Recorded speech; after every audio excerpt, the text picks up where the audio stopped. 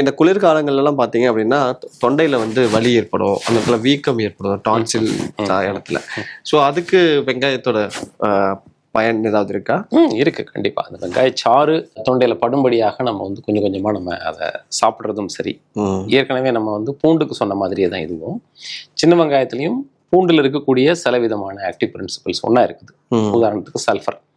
இந்த சல்ஃபர் அப்படிங்கிறது வெங்காயத்தில் இருக்கக்கூடியதும் சரி, பூண்டில் இருக்கக்கூடிய சல்ஃபரும் சரி, gram positive, gram negative organisms சொல்லக்கூடிய இந்த பாக்டீரியாவுக்கு எதிராக செயல்படக்கூடிய தன்மை உண்டு. அப்போ நேரடியாக வெளிப்பிரயோகமா அது டிராவல் பண்ணும்போதே சில விதமான நன்மைகளை கொடுத்துட்டு போகும். அதுக்கப்புறம் உள்ள போய் அப்சார்ப் ஆன பிறகு அது பிளட் ஸ்ட்ரீமுக்கு வந்த பிறகு சில நன்மைகளை கொடுக்கும். ஸோ அது டாபிக்கல் அப்ளிகேஷனும் சரி, உள்ளுக்கு போய் சிஸ்டமிக்கா உள்ள போன பிறகும் அது சில நன்மைகளை கொடுக்கறதுனால வெங்காயமும் பூண்டும் அப்படிங்கிறது வந்து தொண்டை லசுன தாபிதம்னு சொல்லுவோம்.